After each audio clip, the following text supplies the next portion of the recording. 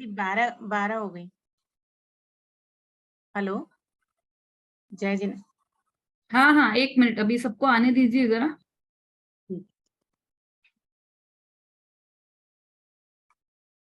दीदी अगर हम ऐसे बोलेंगे मुनिराज का कौन सा गुण स्थान रहता है, तो हम ऐसे नहीं बोल सकते कि छठवे से ऊपर, इसका ये आंसर नहीं ले सकते क्या? क्योंकि अभी वर्तमान में तो छठवा और सातवां है, और बाद में जैसे जो भी मुनिराज रहते हैं वो छठवे से ऊपर, ऐसे नहीं बोल सकते क्या? मैं बोल पूछ रही हूँ, सकते ऐसे हैं, मुझे पता नहीं। ऐसा भी बोल हाँ। सकते हैं, और छठवा गुण स्थान भी कोई बोलता है तो गलत नहीं है, छठा सातवें भी बोलते हैं तो वो गलत नहीं है, ठीक है ना। अब इसमें क्या है कि छठे से ऊपर बोलोगे आप तो फिर अरहंत भी आ जाएंगे फिर उसमें, पर वो सब तो बोल अनंत भी सकते हैं, अरहंत भी को भी बोल सकते हैं अपन। मुनि होते हैं ना, अनंत को भी तो हाँ, मुनि में गिनते हैं ना, परम गुरु हो जय जयनाथ। गिन सकते हैं तो ठीक है, वो बोल सकते हैं, लेकिन छठा सातवां तो चलता ही है मुनिराज का। हाँ। और हाँ, दीदी अभी आपने ये भी बोला कि अव्रती होते हैं, चौथे गुण स्थान व्रती, हम लोग के कोई व्रत नहीं होते, उसमें कुछ संयम में गिना जाएगा किसमें? जैसे हम लोगों ने सबके साथ ये तो लिया हुआ ना कि अनुव्रत महाराज जी वगैरह से, जैसे कुछ भी कहीं भी पढ़ते सुनते हैं तो भाई इसको सूक्ष्म रूप में पालन करेंगे, ऐसे तो बोलते हैं ना। हाँ, हम अच्छा लोग किसी प्रश्न भी व्रत पूछा में नहीं आपने, आएंगे। बहुत अच्छा प्रश्न पूछा। लेकिन पहले उस प्रश्न का जवाब दे दीजिए जो मैंने पूछा था, फिर अपन आगे बढ़ते हैं। 12 उसका है, 12 3 का 6 चौकड़ी मतलब 12 हो गए। 12 हो गई, ठीक है। 12 कैसे हो गई ये भी बता सकते हो आप? हाँ जी दीदी। हाँ, एक अनंत अनुबंधी एक की सेकंड, 4। एक सेकंड।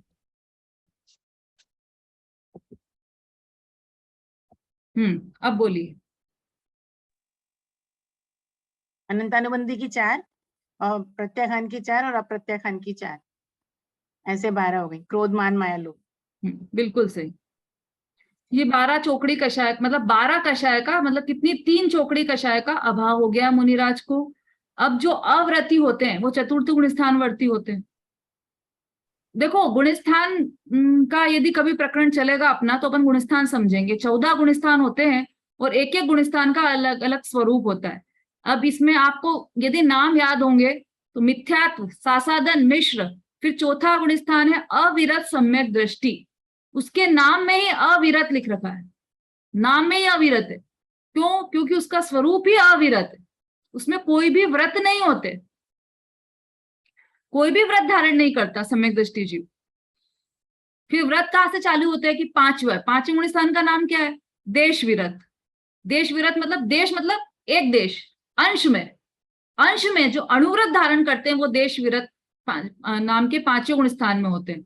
फिर छठे गुण स्थान का नाम क्या है? प्रमत्त संयत, फिर अप्रमत्त संयत, अपूर्वकरण, अनिवृत्तिकरण, फिर सूक्ष्म सांप्राय, उपशांत मोह, क्षीण मोह, सहयोग केवली जिन, और फिर अयोग केवली जिन, और फिर सिद्ध। ऐसा गुणस्थानातीत हो गए तो वो सिद्ध हो गए। तो 14 ये गुणस्थान है। तो अगर आपको गुणस्थान समझना हो तो पहले तो उसके नाम याद कीजिए, गुणस्थान कौन कौन से हैं। अब चौथा गुणस्थान चूंकि अविरत सम्यक दृष्टि नाम है उसका, तो उसका नाम अविरत क्यों रखा? चौथे गुणस्थान में हुआ क्या है फिर जब अविरत है, तो पहले गुणस्थान वाला भी अविरत है, चौथा वाला भी अविरत है, तो फिर फर्क क्या रहा दोनों में? कि फर्क ये रहा कि चौथे गुणस्थान वर्ती को एक चौकड़ी कषाय का अभाव हो गया। कौन सी? अनंतानुबंधी संबंधी क्रोध मान माया लोभ नहीं होंगे। और क्या अंतर हुआ कि उसकी श्रद्धा और ज्ञान पूरी तरह से सम्यक हो गए, चारित्र भी सम्यक हो गया लेकिन पूर्ण नहीं हुआ है, और श्रद्धा और ज्ञान तो पूरी तरह पलट गए, चारित्र में क्रम पड़ेगा। तो जब तक सम्यक दृष्टि नहीं हुए, श्रद्धा और ज्ञान दोनों उल्टे हैं, उसके साथ का जितना भी चारित्र है वो सब मिथ्या चारित्र है। चाहे वो मतलब सच्चे देव शास्त्र गुरु की उपासना ही क्यों ना हो, पूजा पाठ ही क्यों ना हो, व्रत संयम ही क्यों ना हो, लेकिन सब वह मिथ्या चारित्र ही नाम पाएंगे। थोड़ी सी कड़क बात है लेकिन सत्य बात है ये। सत्य कड़वा होता है ना, हमको कड़वा लगेगा, हम इतने व्रत उपवास करते हैं तो फायदा क्या रहा, सब मिथ्या चारित्र में चले गए, तो ऐसा लगता है ना अपने को। फिर तो उनमें और हमें कुछ फर्क ही नहीं रहा, जो एक भी उपास नहीं करता वो और हम दोनों में कोई फर्क ही नहीं रहा। हम तो महीने के 4 उपवास करते हैं और वो तो एक भी नहीं करते, वो तो सब खाते हैं आलू प्याज, उसमें और हमें कुछ फर्क ही नहीं रहा। फिर तो ये हो गया ना, उसका भी मिथ्या चारित्र हमारा भी मिथ्या चारित्र, कि नहीं बहुत फर्क है उसमें और हमारे में। है दोनों मिथ्या चारित्र ही, क्योंकि श्रद्धा न उसकी पलटी है ना हमारी पलटी। श्रद्धा कैसे पलटेगी कि अग्रहित जो मिथ्या दर्शन हमारा चल रहा था, 7 तत्व संबंधी विपरीत श्रद्धा जो अनादि से चल रही थी, वह सही हो जाएगी तो सम्यक श्रद्धा हो जाएगी, सम्यक ज्ञान होगा। सम्यक श्रद्धा के साथ जितना भी ज्ञान है वह सम्यक ज्ञान होगा। और उन दोनों के साथ जो विषयों में प्रवृत्ति हो रही थी हमारी, वह नहीं हो और अपने आत्म स्वरूप में प्रवृत्ति हो, तो मिथ्या चारित्र हट जाएगा और सम्यक चारित्र उत्पन्न हो जाएगा। अब फर्क क्या रहा दोनों में, कि फर्क ये रहा कि पुण्य जो बंध रहा है, हमें भी पुण्य बंध रहा है, उसको तो पाप ही बंध रहा है। जो अभक्ष खा रहा है उसको तो पाप ही बंध रहा है, लेकिन जो अभक्ष नहीं खा रहा है और कुदेय कुगुरु की दर्शन पूजन कर रहा है, उसको भी पुण्य बंध रहा है। और हम सच्चे देवशास्त्र गुरु के पूजन पाठ कर रहे हैं, हमको भी पुण्य बंध रहा है। तो फिर फर्क क्या रहा दोनों में, कि उसकी पुण्य की तीव्रता में और हमारी पुण्य की तीव्रता में जमीन आसमान का अंतर है। एक बात। दूसरी बात कि जो पुण्य शुभ भाव हम कर रहे हैं उसमें गुंजाइश है, उसमें एक आशा है हमको कि उसमें शुभ भाव, यदि जैसे जो शुभ भाव हम कर रहे हैं, मंदिर आ रहे हैं, पूजन पाठ कर रहे हैं, स्वाध्याय कर रहे हैं, तो इसमें एक चांस है कि आप कभी भी आत्मा को समझ सकते हो, आप 7 तत्वों को समझ सकते हो, आपकी श्रद्धा पलट सकती है। लेकिन जो कुदेय कुगुरु को मान रहा है, उनकी तो श्रद्धा कैसे पलटेगी? वो तो दूर दूर तक संबंध ही नहीं, उनको श्रद्धा पलटने का तो ख्याल भी नहीं आएगा, उनको समझ में ही नहीं आएगी ये बात। तो ये बहुत बड़ा फर्क है। हमको जो अवसर मिला है वो अवसर उसको नहीं मिला है, ये अवसर है। और पुण्य भी हमें तीव्र बंध रहा है, दूसरों को तीव्र नहीं बंध रहा है। लेकिन पुण्य कैसा भी कम बंधे चाहे ज्यादा बंधे, दोनों का परिणाम क्या है ये हमने पहली ढाल में देख लिया है ना। खूब तीव्र पुण्य किया हमने और स्वर्ग में उत्पन्न हुए, 9वें ग्रहवेक में गए। और जिसने कम पुण्य किया है वह यही है, संसार में ही मनुष्य बन रहा है, तिर्यंच बन रहा है। लेकिन हमने स्वर्ग में गए, उसके बाद क्या हुआ, अगला भाव क्या हुआ हमारा, कहते चय था वर्तन धरे, वहां से निकलकर फिर से हम पेड़ बन गए, एकेंद्रीय बन गए। मोस्टली जितने भी मिथ्या दृष्टि जीव स्वर्ग में जाते हैं, मोस्टली पेड़ बनते हैं, आकर एकेंद्रीय जीव पेड़ बन जाते हैं, है ना। तो फिर वो भी संसार में भटक रहा है, एकेंद्रीय से फिर शुरू हो गया वो तो वापस संसार का परिभ्रमण, तो वो भी संसार में भटक रहा है, हम भी संसार में भटक रहे हैं। तो फिर अंतर क्या हुआ? कुछ भी अंतर नहीं हुआ। इसलिए शुभ भाव जो हम यहाँ पर करें उसमें संतुष्टि की कोई गुंजाइश नहीं है। किसी भी रूप में हमें संतुष्ट नहीं होना चाहिए कि हमने तो खूब धर्म कर लिया, हमने तो विधान निपटा दिए, हमने तो कितने विधान कर लिए, हमने तो दिल से कर लिए। कुछ नहीं, जब तक आपकी सम्यक श्रद्धा नहीं होगी तब तक ये सब कुछ भी कार्यकारी नहीं है, जितना भी आप कार्य कर रहे हैं। अच्छा, इसमें एक बात और है, उस दिन भी आपने रूबी जी एक प्रश्न पूछा था मुझसे, आज भी सेम वही प्रश्न पूछा है। इसमें एक बात और है, जैसे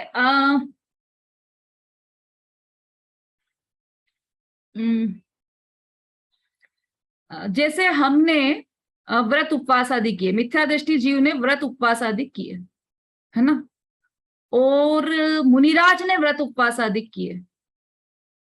व्रत उपवास आदि मतलब भोजन नहीं किया। 5वें गुण, श्रावक को ले लेते हैं अपन, 5वें गुण स्थानवर्ती जो श्रावक होता है अणुव्रती, उसने भी 3 उपवास किए, और हमने भी 3, मतलब मिथ्या दृष्टि जीव ने भी 3 उपवास किए। तो पुण्य किसको लगेगा? थोड़ा सोच के जवाब देना। चलो रूबी जी आपसे ही पूछते हैं।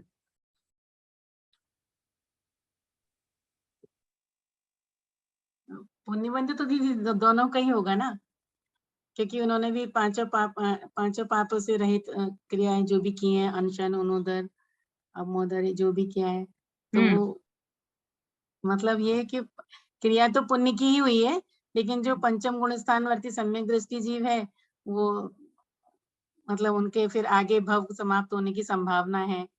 और हम लोग का जो पुण्य बनेगा वो रुपए पैसे आदि में परिवर्तन हो जाएगा, काया संबंधी रहेगा, मतलब काया को छीन वो किया तो काया संबंधी रहेगा हमारा जो पुण्य रहेगा, वो ठीक है, पुत्र अच्छे हो जाएंगे। ठीक है, ठीक है, अच्छा उत्तर दिया आपने। पुण्य दोनों को ही बंधेगा, ऐसा नहीं होगा कि हमें पाप बंध जाएगा और उन्हें पुण्य बंधेगा, ऐसा नहीं।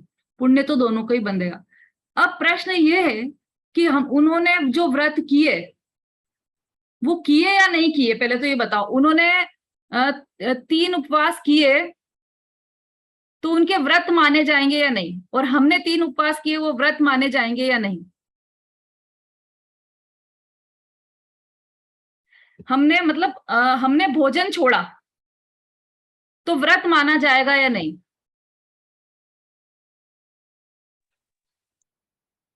व्रत की जैसे दीदी हमने पढ़ा था क्लास में, तो उसमें ये था कि विषय कषाय और आहार के त्याग को व्रत कहते हैं, आत्मा के पास उपवास को। और कषाय तो छोड़ी नहीं, और अगर हमने विषय छोड़े नहीं तो फिर वो व्रत कैसे होगा? वो तो सिर्फ अनशन में आ मतलब जाएगा। व्रत, हाँ, सिर्फ अनशन हुआ। लेकिन श्रावक ने यदि 3 दिन तक भोजन नहीं लिया तो वो व्रत किया या नहीं किया उन्होंने? हाँ, उन्होंने तो किया, क्योंकि उन्होंने तो विषय कषाय से दूर रहे ना, ठीक है, मतलब हाँ, ठीक है, ठीक है। देखो, इसमें मैं मुख्य बात ये बताना चाहती हूँ कि हमने जैसे 3 दिन तक आहार नहीं लिया, ये क्रिया की हमने, हम पूजा किया, विधान किया, ये किया हमने, तो ये सब क्रिया हमने या मुनिराज ने या श्रावक ने, किसी भी जीव ने की, तो ये सब जो क्रिया है ना, हमारी क्रिया तो मिथ्या चारित्र में गई, तो मुनिराज की क्रिया सम्यक चारित्र में गई क्या? कि ऐसा है ही नहीं। न हमारी क्रिया मिथ्या चारित्र में गई, न मुनिराज की क्रिया मिथ्या सम्यक चारित्र में गई। क्या बात कर रहे हो? उनको तो सम्यक दर्शन सम्यक ज्ञान सहित है, तो उनकी तो सम्यक चारित्र में जाना चाहिए ना, और हमारी मिथ्या दर्शन और मिथ्या ज्ञान सहित है, तो मिथ्या चारित्र में जाना चाहिए। कि बात यह है कि ये जो क्रिया है ना, क्रिया, ये क्रिया मात्र पर द्रव्य की है, क्रिया से गुणस्थान का या व्रत का कोई संबंध ही नहीं। क्रिया क्योंकि पुद्गल में हो रही है, ये आत्मा में कोई क्रिया होती ही नहीं है। तो ये जो व्रत को त्यागने की या विधान को करने की जो क्रिया हो रही है, भगवान के, जिनेन्द्र भगवान के पूजन की जो क्रिया हो रही है, तो क्रिया में क्या हो रहा है? अष्ट द्रव्य हम इधर से उधर रख रहे हैं, तो ये हम कर रहे हैं क्या? हमने अक्षर उठाकर इस थाली से उस थाली में रखा है क्या? या हमने फल उठाकर इस थाली से उस थाली में चढ़ाया है क्या? कि ये तो हम कर ही नहीं सकते। अभी हमने पढ़ा ना, जीव का स्वरूप क्या है? बिन मूरत चिन्ह मूरत अनूप। जीव तो अरूपी है, तो जीव तो रूपी पदार्थ को कैसे छुएगा और कैसे चढ़ाएगा? पहली बात तो ये समझना चाहिए हमें, ये यहां से हमारी श्रद्धा का चेंज होना चाहिए कि जीव, हम जीव हैं और हम परद्रव्य का कुछ नहीं कर सकते, परद्रव्य को छू भी नहीं सकते, तो हम एक थाली में से अर्घ उठा के दूसरी थाली में अर्घ कैसे चढ़ाएंगे? तो क्रिया मात्र ही परद्रव्य की है, क्रिया से व्रत तप का कोई भी संबंध नहीं है। फिर किससे संबंध है? कि व्रत तप का संबंध तो परिणामों से है। देखो, आदिनाथ भगवान थे, उनको कितने समय तक आहार नहीं, कितने वर्ष का उपवास किया था मुनिराज, जब वो मुनि अवस्था में थे, तब कितने वर्ष बाद उन्हें आहार मिला था? रेखा जी? 6 महीने बाद। 6 महीने बाद। हाँ, पर ये रूबी जी मना कर रही है भाई, बताइए रूबी जी। 1 साल 13 दिन बाद दीदी, वो 6 महीने का तो प्रतिमानियोग करके बैठे थे, और फिर 6 में 7 वो नहीं मिला, आहार नहीं मिला। हाँ, 1 साल 13 दिन का आता है। 1 साल 13 दिन, ठीक है। 1 साल कुछ महीने और 13 दिन, ऐसा कुछ है शायद, एग्जैक्ट तो मुझे भी ध्यान हाँ, नहीं। मतलब 1 साल से थोड़ा, हाँ 1 साल से थोड़ा 1 ऊपर। साल, हाँ, ठीक है, 1 साल से थोड़ा ऊपर। अब उनका उपवास 1 साल का है या 6 महीने का है? ये है बात। तो क्यों है 6 महीने का? 6 महीने का, 6 महीने का तो भाव करके बैठे थे ना, 6 प्रथमान योग मान के बैठे थे 6 महीने का, और 6 महीने तो उठे थे वो आहार। प्रथमान योग नहीं, वो क्या करके बैठते हैं 6 महीने के लिए कि मैं आहार नहीं लूंगा, अपना तपस्या करने के लिए बैठे थे। आहार के लिए उठते थे, लेकिन अंतराय कर्म का उदय था, इसलिए आहार मिला नहीं। हाँ, तो अब उनका उपवास 6 महीने ही माना जाएगा, जबकि उन्होंने किया तो नहीं है साल भर, साल भर उपवास रहा वैसे देखा जाए तो, पर उनका माना जाता है 6 महीने का। क्यों? क्योंकि परिणाम ही मतलब भावना ही भवनाशनी और भावना ही भववर्धनी है, परिणाम से ही सारा खेल है। उनके परिणाम 6 महीने तक आहार लेने के रहे, विकल्प आया उनको आहार लेने का, तो वो प्रतिदिन गए और आहार की आंकड़ी उन्होंने ली, और पर उनको आंकड़ी नहीं मिली तो वो वापस लौट के आ गए। तो जो एक इतना सा, इतनी सी एक विकल्प था उनको, सिर्फ एक छोटा सा विकल्प, उस विकल्प के कारण उनका वो 6 महीने के उपवास नहीं माने गए। 6 महीना। और हम क्या कर रहे हैं, हम एक दिन, उसमें भी हमारे कितने विकल्प उठ जाते हैं कि कल सुबह उठते से ही पारना करेंगे तो ये लेंगे, और ये बहुत दिन से नहीं खाया था, अब कल के बाद तो अपन ये सब, कितने दिन भर विकल्प चलते हैं। तो हमारा उपवास कैसे उपवास माना जाएगा? तो उपवास नहीं माना जाएगा, विकल्प आया और उपवास टूट गया। देखो इसमें, देखो जैन दर्शन है ना, वो चारों तरफ से संभालता है। जैसे मटका बनता है ना, मटका, कुम्हार मटका बनाता है, तो वो ऊपर से ठोकता है, तो उनका मटका क्यों नहीं टूटता है? कोई पास में बच्चा बैठा था, उसने सोचा कि मैं भी मटका बनाता हूँ, उसने उसने हथौड़ी से ठोकना चालू किया, तो मटका टूट गया। कुम्हार का मटका नहीं टूटा। क्यों? क्योंकि उसे पूरा ज्ञान था उस बात का कि ये बाहर से तो ठोक रहा हूं मैं, लेकिन अंदर से सपोर्ट दूंगा तब जाके ये मटका मजबूत बनेगा। तो वो अंदर से पूरा सपोर्ट देता है। ऐसे ही जो जिन शासन है ना, जो जैन दर्शन है, वो पूरा साइंटिफिक है, चारों तरफ से जीव को संभालता है ये जैन दर्शन। अरे बाप रे, समय तो बहुत हो गया है। समय अभी देखा मैंने, तो चर्चा भी ऐसी चली, प्रश्न भी ऐसे आए, तो ये सब चल गया अपना। तो ये प्रकरण तो नहीं हो पाया आज। अभी देखो इस बात को पूरा कर लेते हैं अपन, जो जैन दर्शन है वो क्यों, कैसे संभालता है? क्योंकि वो परिणाम से अंदर से भी संभालता है कि परिणाम कैसे हैं आपके। आप बाहर से कितना भी ठोक रहे हो, तप कर रहे हो, व्रत कर रहे हो, शरीर को काय क्लेश कर रहे हो, कुछ भी संबंध नहीं है उसका।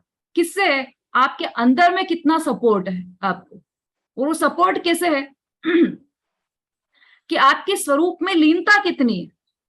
इतनी लीनता है कि जैसे एक चोकड़ी कषाय का अभाव हुआ, तो एक चोकड़ी के कषाय के अभाव पूर्वक जितनी शांति हुई अंदर में, उतनी लीनता है कि दो चोकड़ी कषाय के अभाव पूर्वक जितनी शांति हुई अंदर में, उतनी लीनता है। कितनी लीनता है इस पर डिपेंड करता है कि आपका परिणाम अंदर से कैसे है। चलिए अभी तो बहुत समय हो गया है, अभी अपन कल की कक्षा का अवकाश रहेगा आपका, है ना। परसों फिर ये कक्षा लगेगी, परसों और नरसों 2 दिन कक्षा लगेगी। आप लोग रिवाइज करते जाइए, क्योंकि अगले वीक इसका एग्जाम होगा, परीक्षा ली जाएगी दूसरी ढाल की। तो ये नोट्स भी बराबर डाल रहे हैं हमारे सब जितने भी स्टूडेंट्स हैं, बहुत समझदार हैं ये, बराबर नोट्स कल भी डाले हैं किसी ने। कल तो शायद जैन सिद्धांत प्रवेशिका के डाले थे, लेकिन छडाला के भी नोट्स, जिसके पास नहीं हो वो ग्रुप में आप बोल दीजिए तो सब भेज देंगे। सब साधर्मी लोग हेल्प करना चाहते हैं तो वहां से आप ले लीजिएगा, और नोट्स के द्वारा तैयारी कीजिए अपनी। जो यहाँ पर कक्षा में भी चल रहा है उसका भी रिवाइज कीजिए, और जो आप रेगुलर हैं उनको तो है ही लाभ। चलिए अभी समय काफी हो गया इस अपना, इसलिए अभी तो अपन जिनवाणी स्तुति एक स्टेंजा कोई भजन लेना चाहे तो ले सकता है। अच्छा कुछ प्रश्न आ रहे हैं, रुकिए 1 मिनट। हाँ रेखा जी बोलिए।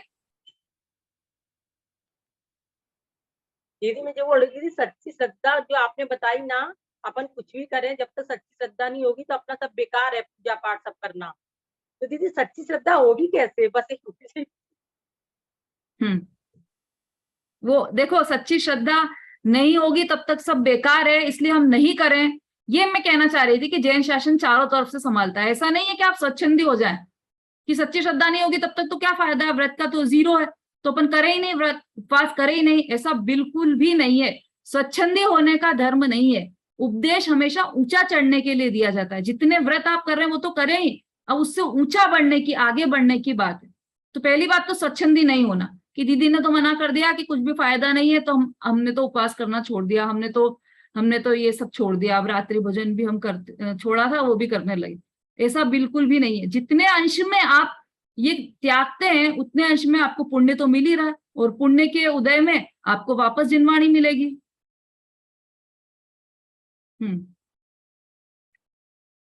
हाँ संगीता जी का कहना है जिसके पास भी नोट्स हो वो सब भेज दीजिए, अभी तक के जितने भी नोट्स हैं वो सब ग्रुप पर डाल दीजिए।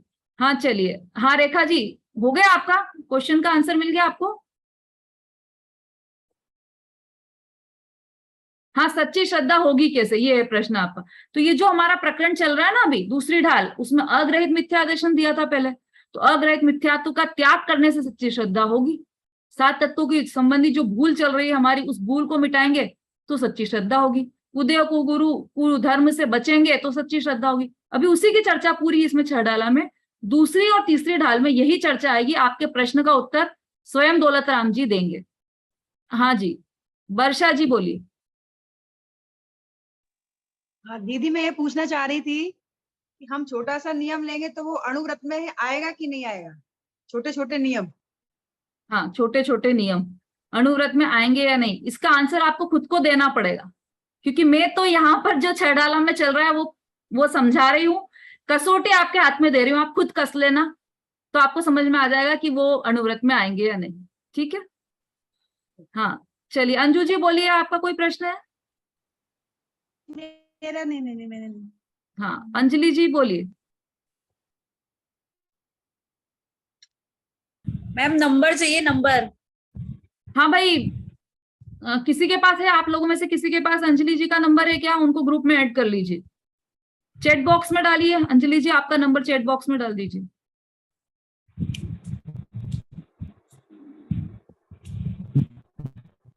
हाँ, और किसी का तो कोई प्रश्न नहीं है ना? चलिए अपन जिनवाणी स्तुति कर लेते हैं और उसके बाद नंबर डाला क्या आपने? हाँ, ये कौन भाई कौन है यहाँ? रूबी जी, ये नंबर लिख लीजिए और इनको ग्रुप में ऐड कर लीजिए।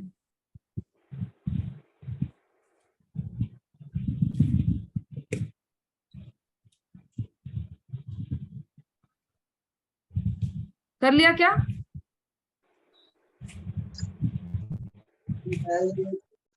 हो गया? ठीक है। जावाणी के ज्ञान से सूझे लोकालो, वाणी मस्तक नमो सदा देत बूलो। बोलिए जिनवाणी माता की जय। जय जिनेन्द्र।